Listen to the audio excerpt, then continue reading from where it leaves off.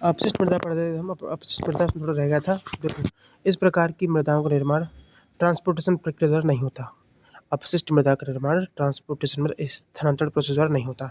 इसमें उपस्थित मृत्तिका कण मुख्यतः केओलिनाइट खनिज होते हैं।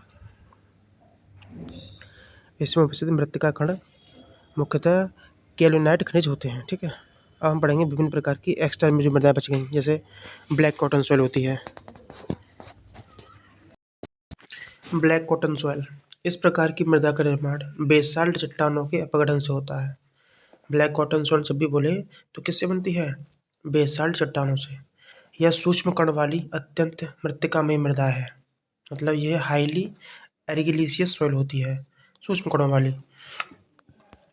इस मृदा में मोन्टमोलोनाइट की अधिकता के कारण फुलाव और संकुचन की प्रवृत्ति होती है। भाई ब्लैक कॉटन सॉइल्स फूलती और सिकुड़ती क्यों है? क्योंकि इसमें मोन्टमोलोनाइट अधिकतम होता है। काले रंग या डार्क ब्राउन मृदा में कार्बनिक पदार्थों की मात्रा को प्रदर्शित करती है। जो काला रंग होता है ना, या डार्क ब्राउन रंग, ये मृदा में कार्बनिक पदार्थों की मात्रा को बताता है। इस प्रकार की मृदा की धारण क्षमता बहुत कम होती है। ब्लैक कॉटन सॉइल की मृदा की धारण क्षमता कम होती है। इसमें ससंजकता व सुघट्टता का गुण बहुत अधिक होता है। मतलब ये मृदा बहुत ससंजक और सुघट्ट होती है। इस प्रकार की मृदा में नींव कार्य जोखिम भरा होता है, मतलब फाउंडेशन वर्क इसमें नहीं करते हैं। नेक्स्ट है बेंटोनाइट मृदा।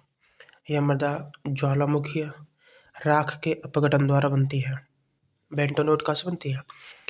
ज्वालामुखी राख से बनती है। मोन्टमोलोनाइट की उपस्थिति के कारण ज़्यादा संकुचित और स्वेलिंग मतलब फुलाव का गुण इसमें होता है। बेंटोनाइट भी संकुचित होती है और फुलाव भी होता है। यह नींव कार्यों के लिए अनुपयुक्त है, मतलब फाउंडेशन के लिए ये यूज नहीं की जाती। ब्लैक कॉटन को भी नहीं करते। अब देखेंगे मक सॉइल, ये क्या होती है? यह सूक्ष्म मृदा कण अकार्बनिक ठोस और उच्च कार्बनिक पदार्थों के अपघटन का मिश्रण है। इसमें सूक्ष्म मृदा कण होते हैं, अकार्बनिक ठोस होते हैं और उच्च कार्बनिक पदार्थों का अपघटन का मिश्रण है। पीट और मक, इनको क्यूमुलोज मृदा कहते हैं। ठीक है, पीट मृदा क्या होती है? इस प्रकार की मृदा का निर्माण कार्बनिक पदार्थों के अपघटन से होता है। ठीक है, पीट मृदा की सामर्थ्य और पारगम्यता कम तथा संपीड़ितता अधिक होती है। पीट मृदा की सामर्थ्य कम होती है, परमेबिलिटी कम होती है, लेकिन संपीड़ितता ज़्यादा होती है। अब पढ़ेंगे क्यूमुलोज मृदा। यह मक मृदा और पीट मृदा का मिश्रण है। क्यूमुलोज कैसे बनती है? मक मृदा और पीट मृदा का मिश्रित रूप। अब है लोम मृदा क्या होती है?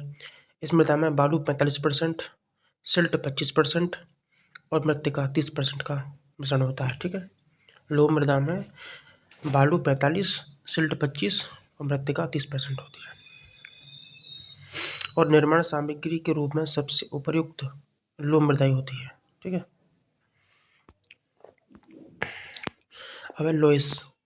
शुष्क और अर्धशुष्क क्षेत्रों में वायु द्वारा ट्रांसपोर्ट की जाने वाली हल्की सीमेंट युक्त कैल्शियम कार्बोनेट और मोन्टमोलोनाइट के ढीले जमाव तथा द्वारा निर्मित मृदा लोइस मृदा कहलाती है। मतलब पहली बात तो लोइस मृदा को वायु लेके जाती है, ट्रांसपोर्ट करती है। ठीक, अब द्वारा पढ़ते हैं इसको।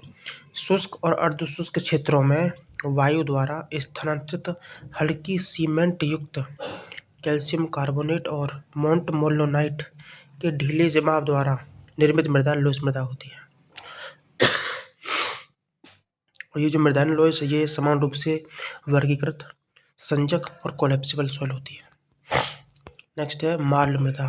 मार्ल, इस मृदा का निर्माण पेड़ पौधों और जानवरों की हड्डी के अपघटन से होता है। मार्ल मृदा पेड़ पौधों और जानवरों की हड्डियों से बनता है। लैटेराइट मृदा क्या है? यह एक प्रकार से निश्चालन प्रक्रिया से बनी अपशिष्ट मृदा है। लैटेराइट मृदा कैसे होती है? निश्चालन प्रक्रिया से बनती है।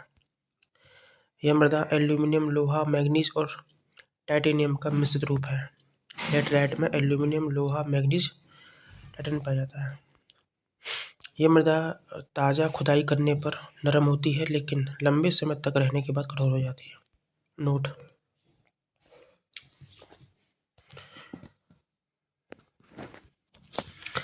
देखो, ऊर्डी संरचना मतलब फ्लोक्लेंट स्ट्रक्चर। फ्लोक्लेंट स्ट्रक्चर वाली मृदा में अधिक रिक्तता और संकुचन होता है। पहाड़ी क्षेत्रों में पाई जाने वाली मृदा जो होती है ना, वो नॉन एल्यूवियल मृदा होती है, जिसका निर्माण चट्टानों के विघटन से होता है। पहाड़ी क्षेत्रों में नॉन एल्यूवियल मृदा पाई जाती है, जिसका निर्माण चट्टानों से विघटन से होता है। वायु द्वारा निक्षेपित मृदा सबसे अधिक एक समान निक्षेपित मृदा है। भाई, जो मृदा वायु द्वारा निक्षेपित होती है ना, वो एक समान निक्षेपित मृदा होती है। लैंड स्लाइडिंग द्वारा निक्षेपित मृदा कोल्यूवियम मृदा कहलाती है। मृदा में कार्बनिक पदार्थों की उपस्थिति मृदा की स्पॉन्जी नेचर को दर्शाती है। मृदा में कार्बनिक पदार्थ मतलब वो स्पॉन्जी है।